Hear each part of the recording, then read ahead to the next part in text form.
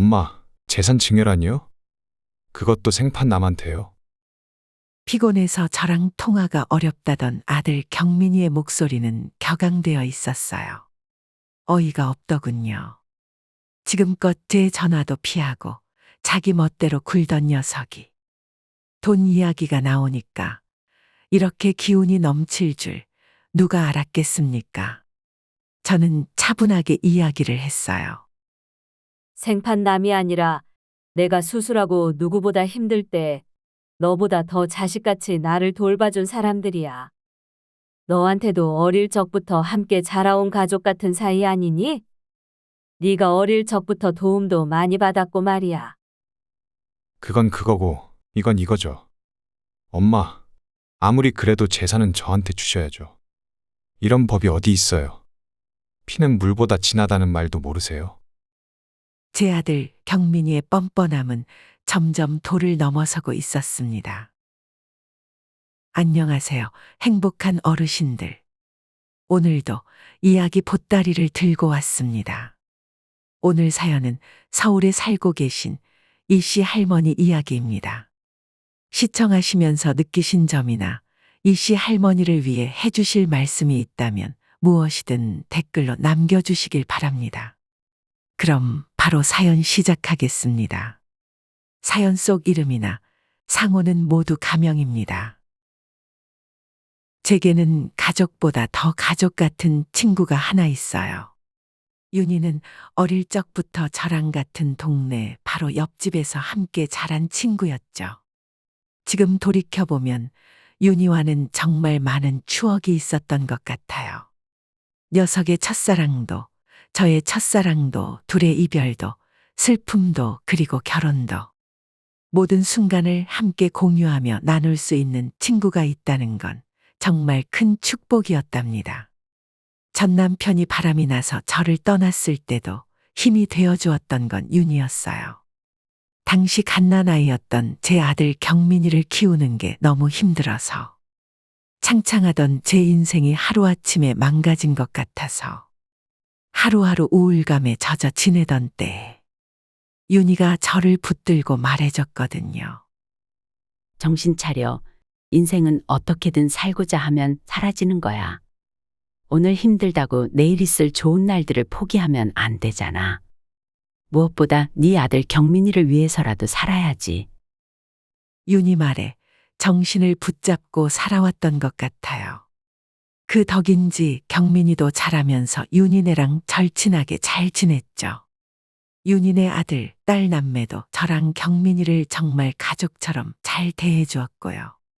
그 중에는 경민이보다 한두 살씩 많은 윤희네 남매의 옷을 물려 입는 것도 포함되었어요. 아시다시피 어려운 형편에는 아이들 옷 하나 사는 것도 너무 아까울 때가 많잖아요.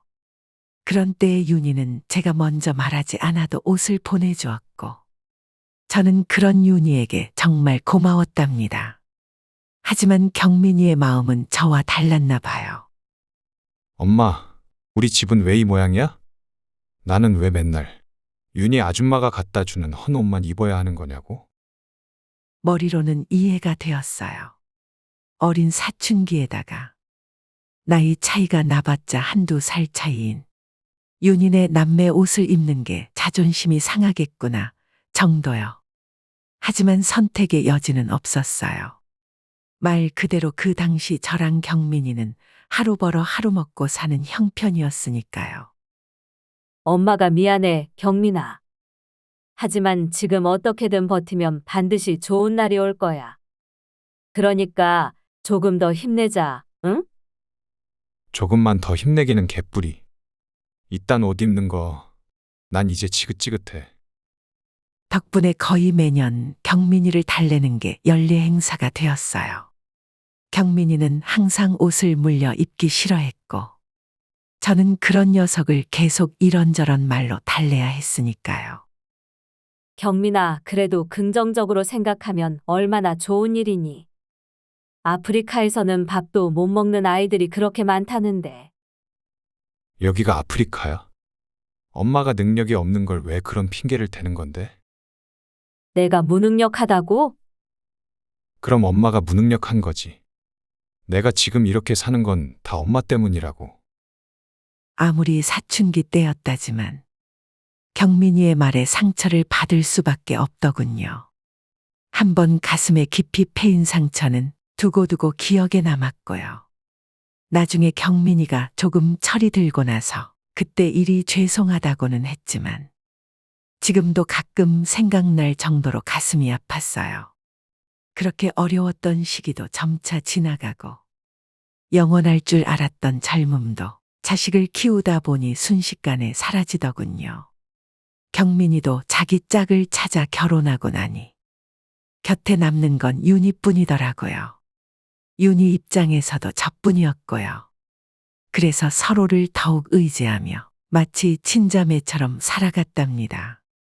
경민이는 며느리 수경이와 해외로 아예 나가버린 상태였어요. 녀석들은 해외로 나갈 때에도 저에게 상처를 주는 걸 잊지 않았죠. 저는 제 자식은 절대 이 헬조선에 살게 하지 않을 거예요. 헬조선? 그게 뭐니? 한국이 불타는 지옥처럼 살기 힘든 땅이라는 소리예요. 제 자식이 저처럼 이 거지 같은 땅에서 힘들게 살게 하고 싶지는 않다는 거고요. 자기 자식을 힘들게 하고 싶지 않은 건 어느 부모나 마찬가지인 마음이지만 경민이의 말을 그대로 받아들이면 저는 그런 아들을 힘들게 해왔다는 소리잖아요. 솔직히 그래서 서운한 감도 없지 않았어요. 홀 어머니로서 부족한 많은 사람이었더라도 그래도 경민이를 지금껏 최선을 다해 키워왔다고 생각했는데 애써 키운 자식으로부터 그런 말을 들었으니 좋을 리가 없었죠. 하지만 그러거나 말거나 경민이는 수경이랑 캐나다로 떠나버렸고 그 모든 과정 속에서 저는 소외감을 많이 느꼈어요. 처음에는 그저 한국이 싫다던 경민이는 점점 아예 캐나다에 정착하고 싶다는 걸로 바뀌더군요.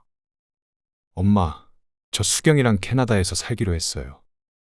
거기서? 그래, 정신도 환기시킬 겸 잠깐 해외에서 사는 것도 나쁘지 않지. 아니요, 그냥 아예 영주권까지 따려고요. 영주권을? 잠깐만, 그렇다면 한국에는 아예 오지 않겠다는 거니? 아예 오지 않는 정도는 아니고 일단 가서 좀 살아보려고요. 말씀드렸잖아요. 이런 헬조선의 수경이랑 제가 낳은 자식을 살게 하기는 싫다고요. 엄마도 엄마 손주가 이런 데 사는 걸 원하지 않으실 거 아니에요. 아니, 너희들이 힘든 건 이해한다만, 그렇다면 나는 어떻게 살라고 너네만 그렇게 훌쩍 떠나버린다는 거니? 그건 나중에 생각해도 늦지 않다고 생각해요. 일단은 저희 둘이라도 살아야죠. 부모인 내 삶과 안전은 뒷전이고 순전히 자기랑 자기 와이프 그리고 자기 자식 미래만 중요하다는 말. 그런 경민이의 말을 들으며 저는 너무 낙담스러웠어요. 그도 그럴 게 너무 속상하고 하고 싶은 말이 많았지만 녀석을 말릴 명분이 없었거든요. 있어봤자 제가 가진 집과 노후 자금으로 모아놓은 돈 얼마뿐이었죠.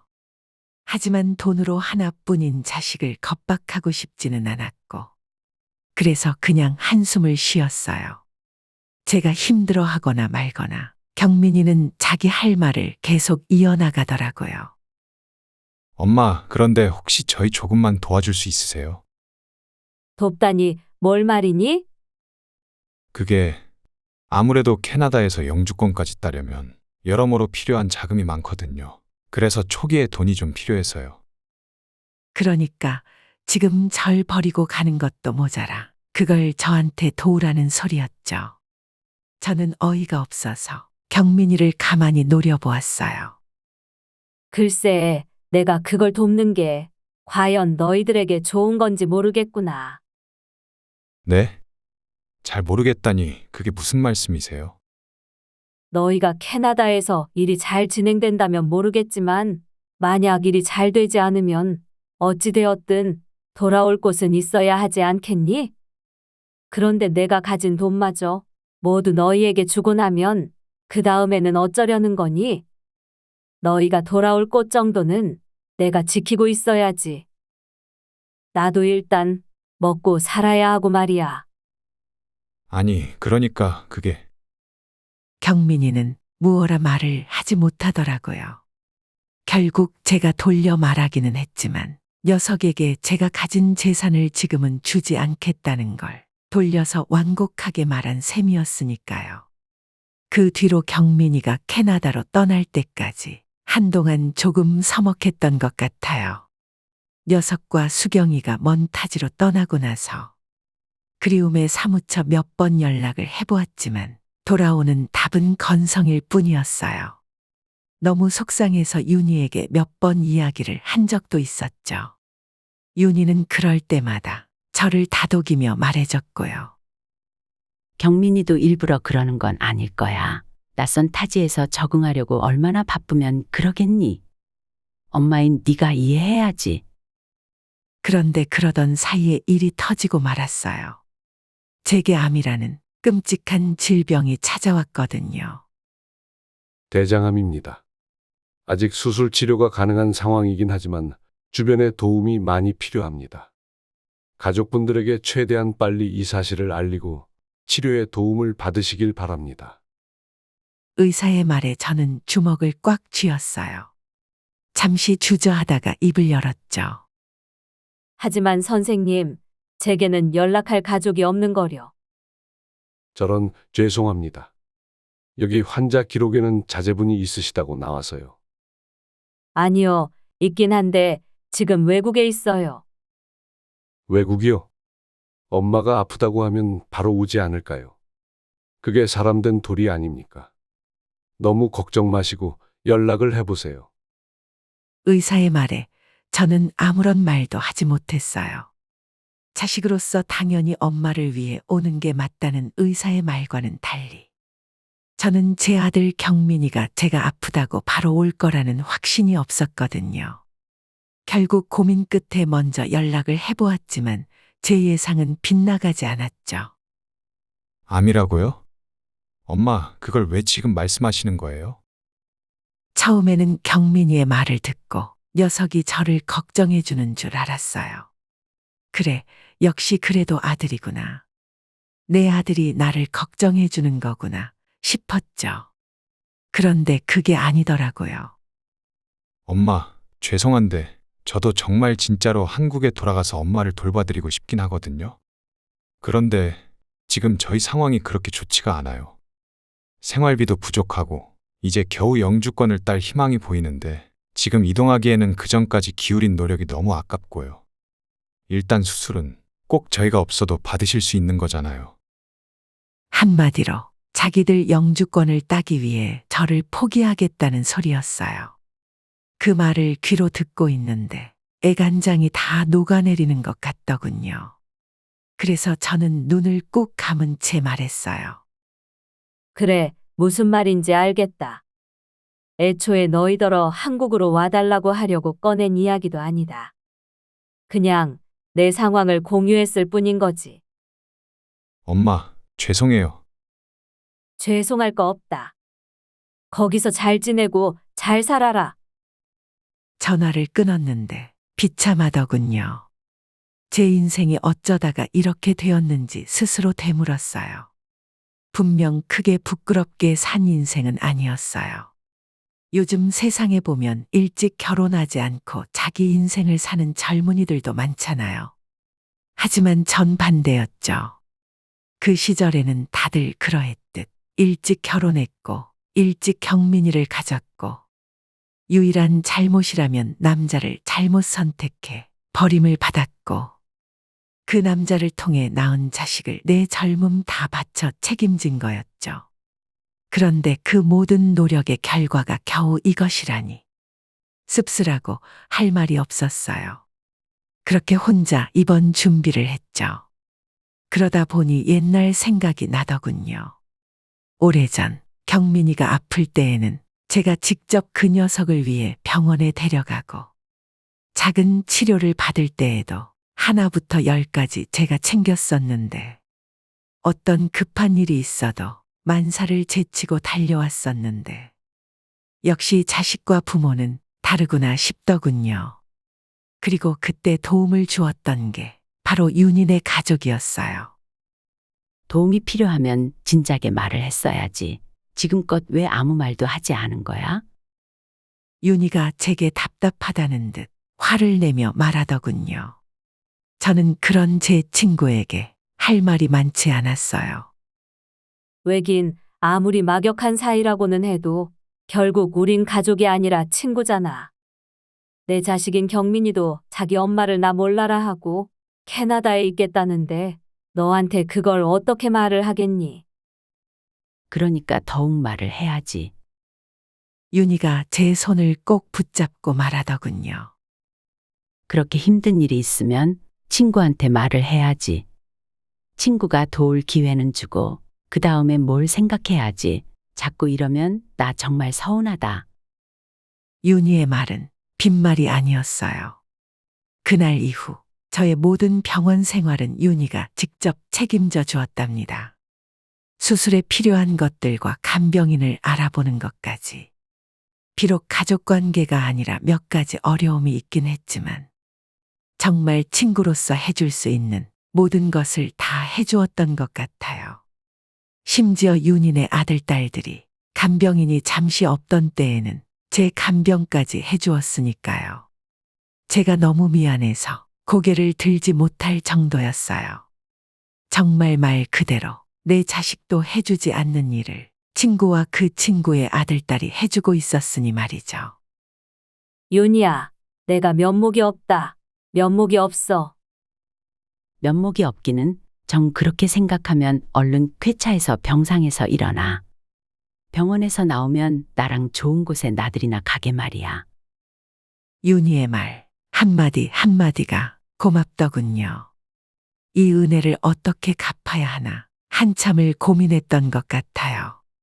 그리고 그러다 결국 생각해낸 게 제가 모아놨던 돈의 일부를 증여하는 거였죠.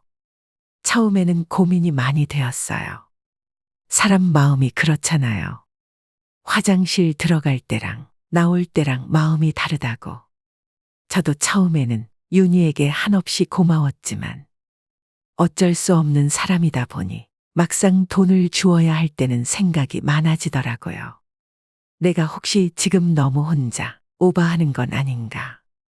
그냥 한번 어물쩍 넘어가고 나중에 다른 걸로 잘해주면 되지 않을까. 그런 생각들이요. 하지만 그때 윤희가 제게 말하더라고요. 앞으로는 힘든 일이 있으면 나한테 제일 먼저 이야기해. 나는 널 내 인생의 동반자이자 친자매 이상으로 생각하고 있으니까. 그 말을 들으니 그간 저 혼자 했던 고민이 부끄러워지더군요. 미안한 마음에 눈물을 흘리며 이런저런 이야기를 쏟아냈던 것 같아요.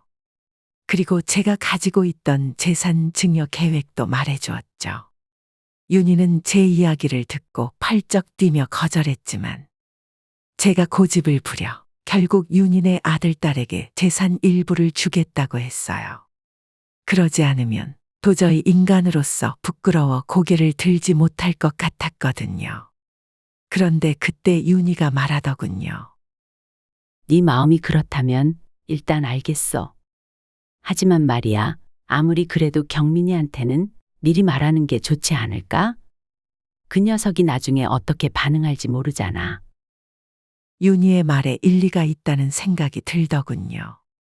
이미 제 마음속에서는 어느 정도 정을 떼버린 제 아들이었지만 그래도 사실 고지는 해야겠다는 결론을 내렸어요. 분명 제 돈이고 제 피땀으로 일군 돈이지만 요즘 사연들 보면 자식들이 그렇잖아요. 부모 돈을 자기들이 맡겨놓은 것처럼 생각하고 멋대로 행동하고요. 경민이가 그럴 거라고 믿고 싶지는 않았지만 세상이 험하니 일단 윤희의 말대로 행동했답니다. 경민이에게 영상 통화를 거는데 문득 정말 오래간만에 서로 통화를 하는 거라는 생각이 들더군요. 분명 제가 먼저 병원에 입원하고 수술에 항암 치료까지 받아야 한다고까지 말했는데 경민이는 제게 한 번도 먼저 연락을 한 적이 없었던 걸 그제야 깨달았던 거죠. 그래서 통화 연결이 되는 동안 한참을 멍하니 있었던 것 같아요. 그간 경민이가 얼마나 저에게 무관심했던 건지를 깨달으면서요. 그리고 마침내 경민이가 영상 통화를 받았어요. 경민아, 잘 지내니? 하지만 제 말에 녀석은 차갑게 답하더군요. 엄마, 나 지금 급한 일이 있어서 나중에 다시 걸게요. 그러고는 뚝. 경민이가 저와의 소통을 일방적으로 단절해 버리더군요. 하지만 저는 이해하려 했어요. 그래, 내가 너무 갑자기 전화를 걸었으니까. 녀석이 곧 시간이 나면 전화를 걸겠지. 점심시간이든 저녁 시간이든 언제든 시간이 나면, 짬이 나면 하다못해 자기 전에라도 전화를 걸겠지 라는 생각으로 기다렸답니다. 하지만 경민이는 지독하게도 전화를 걸지 않더군요. 아무리 기다려도 경민이로부터 연락은 오지 않았어요. 새벽 늦은 때까지 기다려도 마찬가지였죠. 기다리면서 참 많은 생각을 했던 것 같아요. 처음에는 무슨 일이 있겠지 싶었고, 중간부터는 혹시 사고라도 난 건가 걱정이 되었으며, 나중에야 알겠더군요. 경민이가 저에게 관심이 없다는 것을요. 창밖을 보니 하늘에서 빛이 비추더군요. 아침 해가 뜨고 있는 거였어요. 경민이가 연락을 했어도 진작에 했을 시간이 모두 지났다는 의미였죠. 그런데 그때 갑자기 전화가 울리더군요. 발신자는 경민이었어요. 그것을 본 제 눈에 순식간에 생기가 돌고 반짝반짝 빛나기 시작했죠. 얼른 손을 뻗어 전화를 받으려던 순간 수신벨이 3번을 더 울리지 못하고 끊겼어요.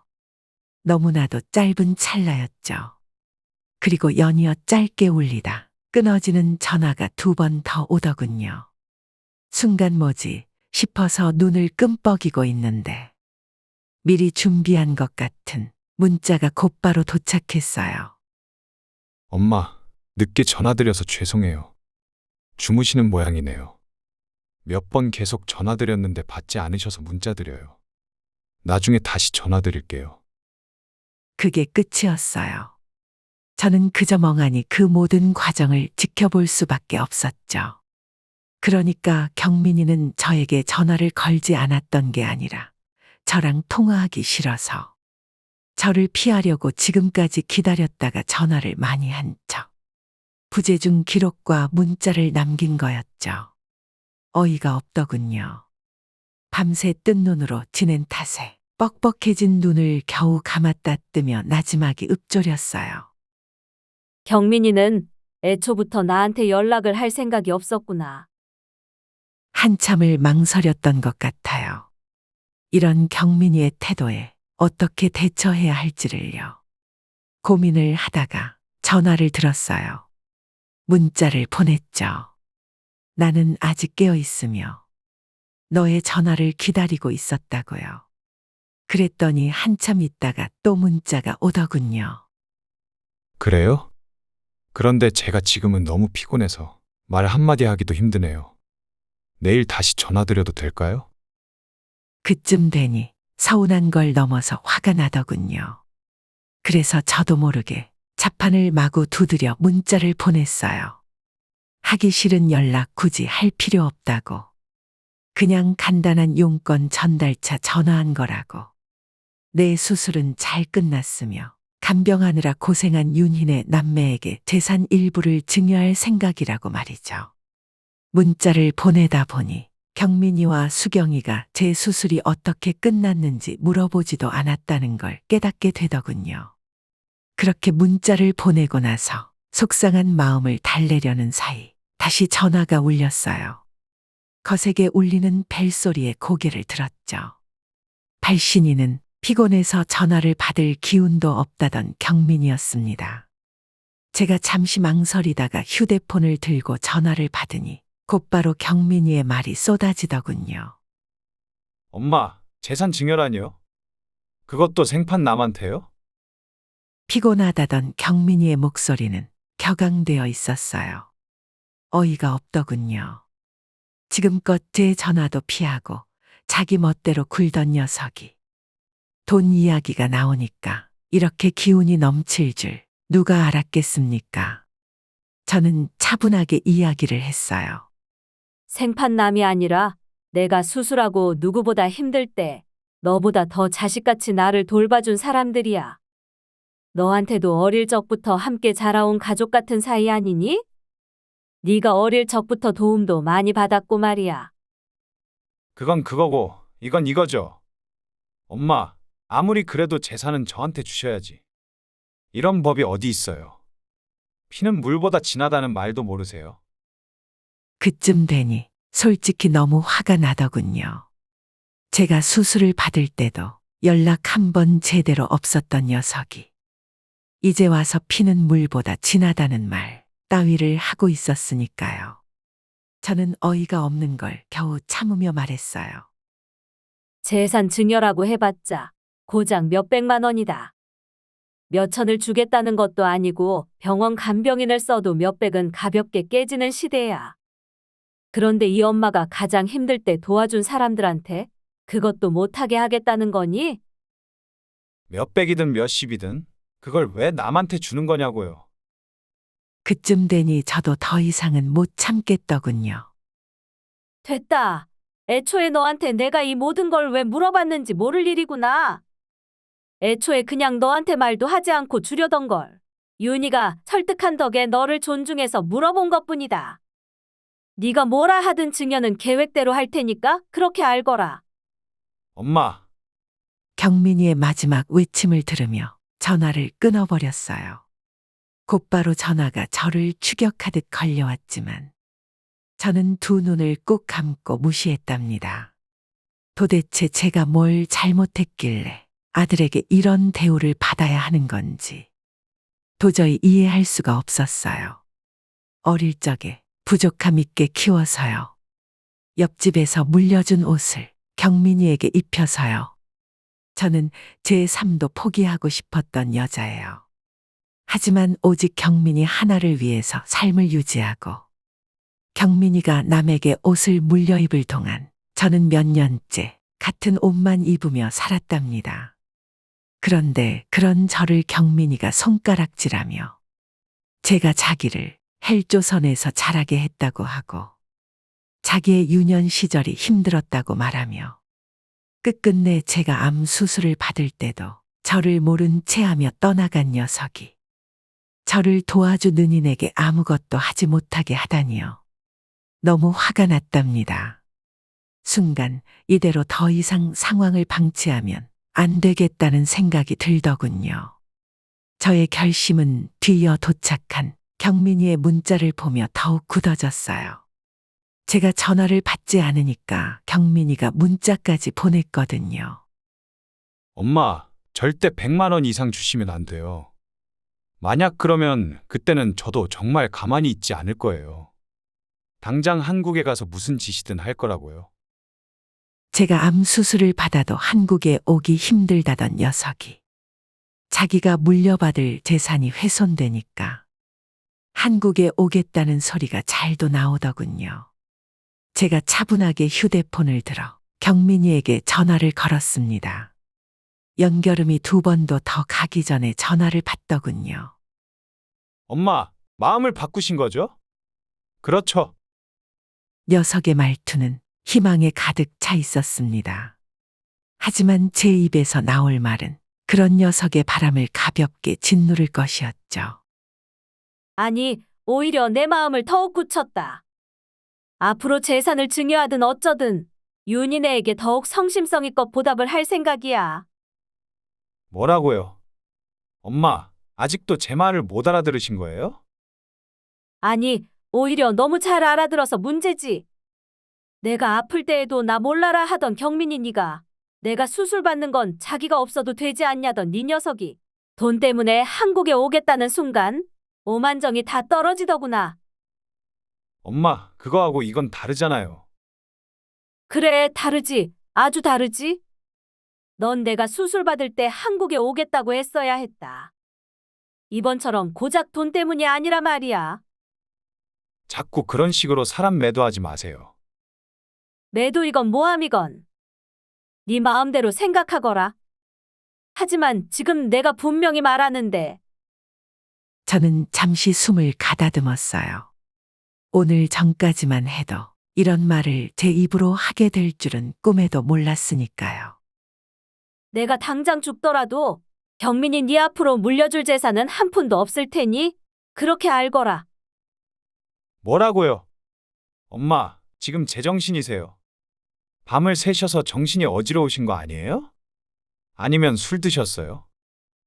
점점 폐륜을 넘어서는 말을 하는 경민이의 말을 듣고 싶지 않았어요. 저는 네 녀석에게 더 이상 할 말은 없다며 전화를 끊어버렸답니다. 경민이와의 통화는 그게 끝이었어요. 그 통화를 끝으로 벌써 여러 달이 지났죠.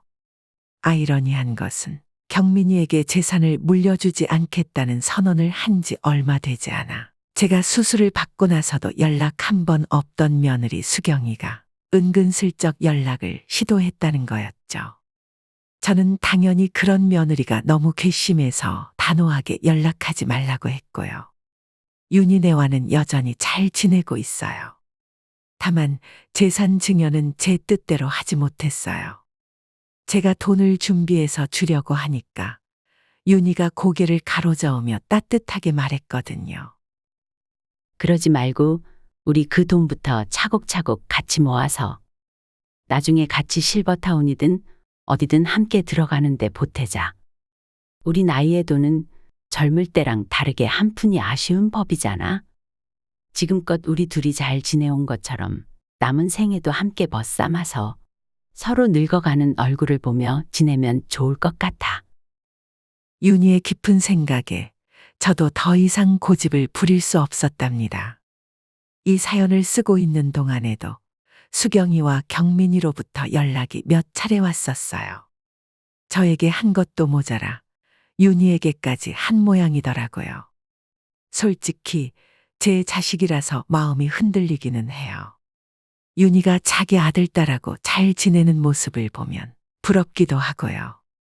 하지만 동시에 제가 아픈 동안 경민이랑 수경이가 보여왔던 무심한 태도가 너무 괘씸하기도 하고요. 어떻게 해야 할지 고민이 많습니다. 어르신들의 생각이 있으시다면 댓글로 알려주세요.